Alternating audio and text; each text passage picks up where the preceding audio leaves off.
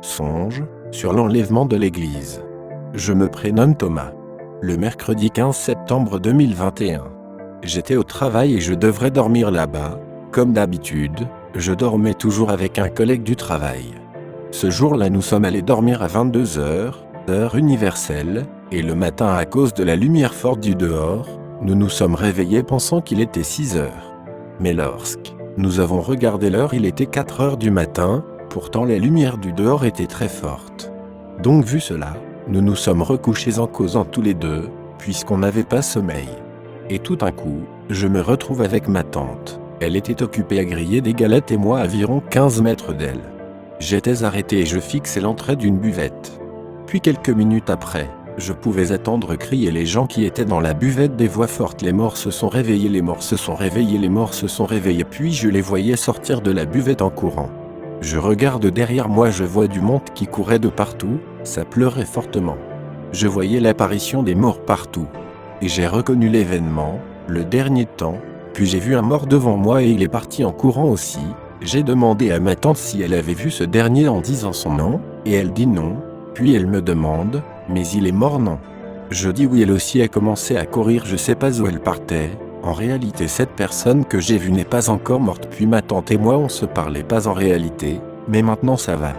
Puis j'ai commencé à courir en pleurant et en disant, pourquoi Jésus tu nous as pas laissé le temps de se repentir? Pourquoi Seigneur tu nous as pas laissé le temps de se repentir? Pourquoi Seigneur? Pourquoi Jésus? Je pouvais attendre aussi d'autres personnes qui se posaient des questions en pleurant. Qu'est-ce que se passe donc? Ce qu'on nous disait était vrai, toujours en courant. Je voyais qu'on était tous devenus égaux, tout le monde se cherchait, que tu sois riche, pauvre, libre et esclave, tous égaux. Et j'ai vu que le pouvoir avait quitté le monde. Le monde était devenu très bizarre.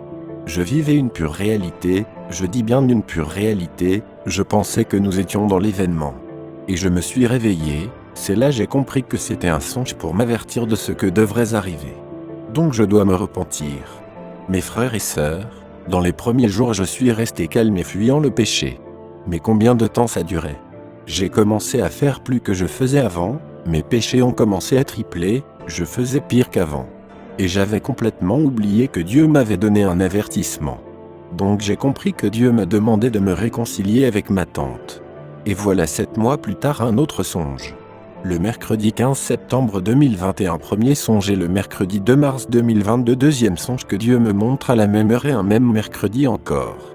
Ça c'était vraiment terrible. Mercredi 2 mars 2022. Deuxième songe. J'avais commencé à travailler dans un nouveau job, je devrais aller vite au travail. Donc pour ne pas rester en retard, à chaque fois avant de dormir, je mettais mon téléphone sur réveil, à 5h25.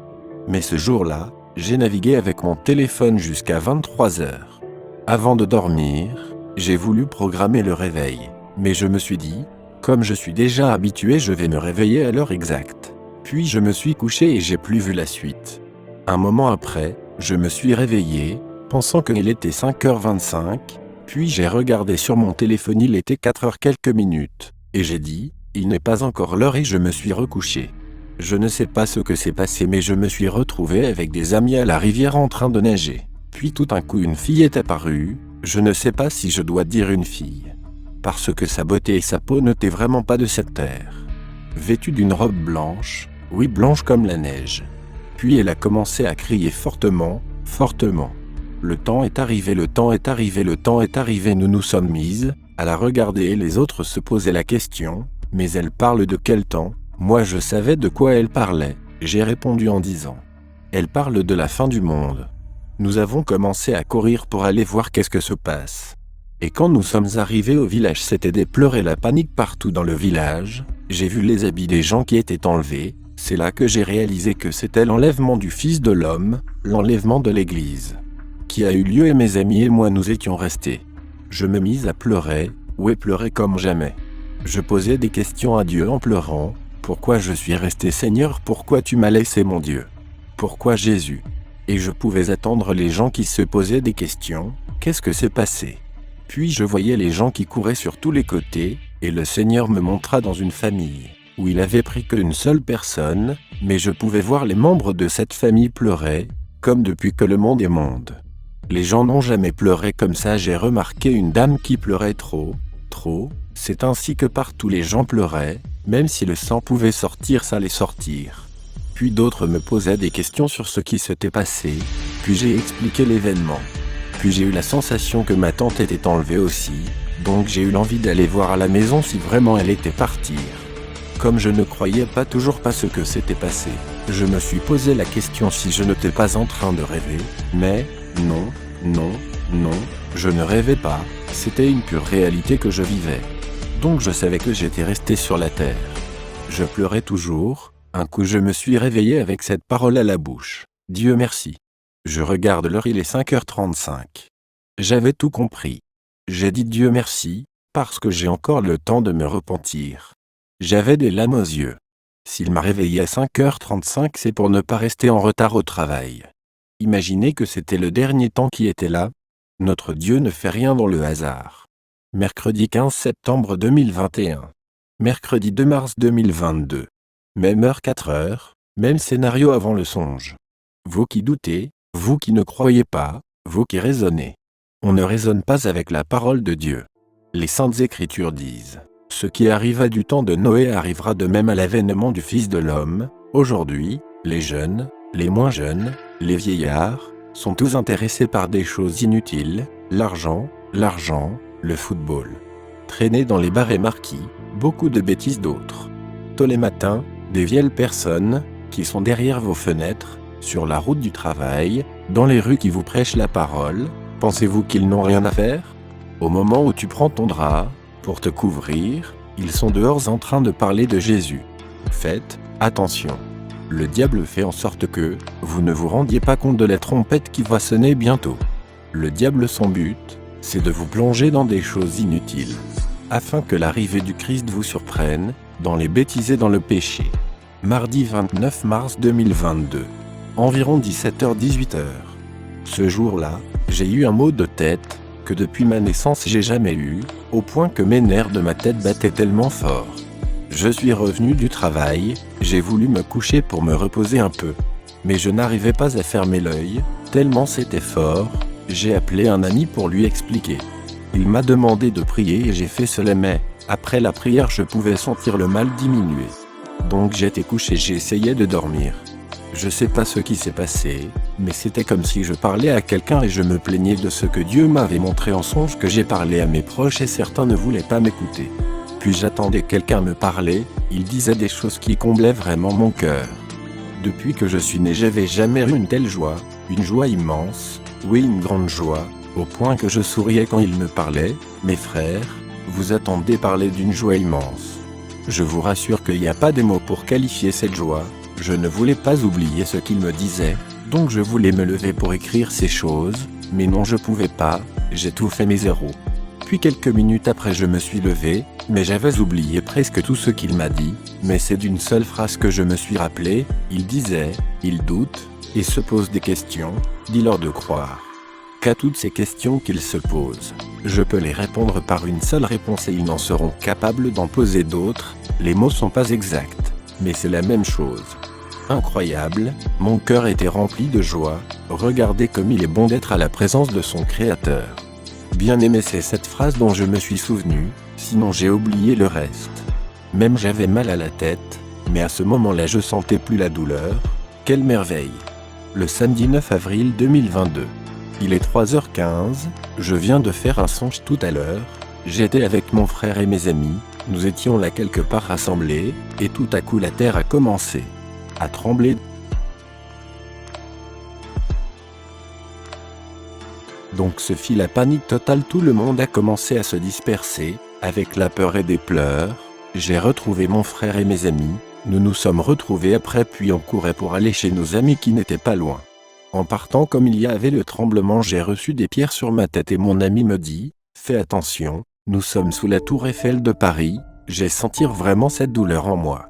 J'ai voulu regarder le ciel, mais tout était noir et un coup courant s'est coupé, donc c'était mon téléphone qu'on utilisait pour éclairer. Le monde était plongé dans l'obscurité totale, que le monde n'a jamais connue, il faisait vraiment noir sur toute la terre. Je pouvais attendre les gens crier partout, j'ai vraiment ressenti ça. Je peux vous dire que c'était une pure réalité. En route, j'ai interpellé mon frère pour lui demander pardon, que Dieu m'avait depuis longtemps prévenu et je ne l'ai pas informé. Je pleurais, je me sentais très coupable de l'avoir pas informé, et c'était comme il était vraiment tard pour se repentir. Mais lui, il voulait vraiment pas m'écouter. Puis je me suis réveillé. Mais je vois que je suis plongé dans le noir et pourtant, avant de dormir, la lumière était allumée quand je suis seul, j'éteins pas la lumière. Mais je me réveille courant et vraiment coupé, j'ai eu peur un instant. Puis je suis sorti pour vérifier si la coupure c'était générale, mais je vois qu'il y a courant autour de nous. Donc j'ai sûr que c'était un avertissement. Mes frères, Jésus m'a vraiment grondé, parce que j'avais pas informé mon propre frère, en quoi que je peux informer mes amis et proches puis laisser mon petit frère, soi-disant qu'il ne va pas m'écouter et prendre ça au sérieux. Pourquoi je l'ai jugé sans essayer de lui en parler? Donc j'avais compris que Dieu m'avait vraiment fouetté pour ça. Vous qui songez, qui ne dites rien, faites attention. Informez vos proches, même si vous savez qu'ils vont pas vous écouter, faites-le. C'est votre part et Dieu verrait que vous aviez fait quelque chose. Donc mes frères, parlez-leur, dites-leur. Ils ne comprennent pas, ils sont aveugles, ils ne voient pas dans le spirituel, ils n'attendent rien. Dites-leur, ne vous découragez pas. Parlez-leur quand ils ne savent rien, ils ne savent pas ce qu'ils font. Parlez-leur s'il vous plaît. Il y a d'autres mecs, quand je leur parle, tu me dis des choses, tu me choques vraiment. Regardez, écoutez, un ami à qui j'ai parlé, et regardez comment il m'a répondu.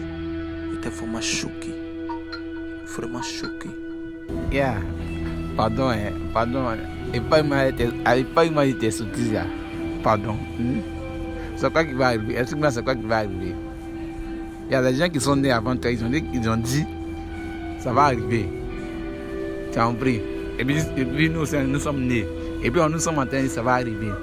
Dans la vie, c'est pas toi, ça ne va pas terminer sur toi. C'est pas toi qui sais que ça va arriver. Rien ne va arriver. Tu as compris? Pourquoi vous pensez comme ça même?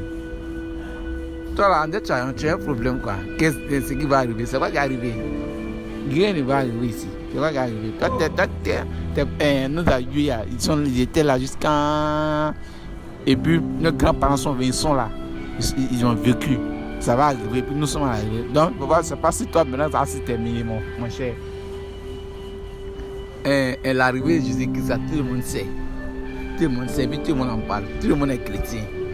Chacun est chrétien de sa manière. Tu as compris un peu, non? Arrêtez d'emmerder les gens. Toi, depuis quand même, tu es un pasteur? C'est pasteur quand? Si vous n'avez rien à faire de vos vies, comment vous emmerdez les gens? Vous voyez vous-même, je suis étonné, je suis choqué. Un ami à moi, je ne l'ai jamais dit que je suis pasteur. Il a juste envoyé un vocal pour lui expliquer des choses, des songes que j'ai vus ces derniers temps. Mais regardez vous-même sa réaction. J'étais choqué, vraiment étonné. Un instant, j'étais vraiment découragé. Mais après, j'ai vu que non, c'était le diable qui réagissait. J'ai pris encore courage. Je continue d'expliquer, d'expliquer. Tant qu'ils sont, je vais tout le temps expliquer aux gens. Mes proches de s'apprêter car l'Éternel est déjà à la porte. Oui, l'Éternel est déjà à la porte. S'il m'a prévenu, il m'a alerté plusieurs fois. Je sais pourquoi. On connaît tous notre Dieu. Quand il le fait, on sait pourquoi. Donc fou, tout tu songes, explique-le. According to your knowledge and your will for me, what you say you have done, I just need to align, oh. Because you are not a man that changes your mind, oh. Those that know you will trust in you, not in horses and chariots, but the arm of flesh. No one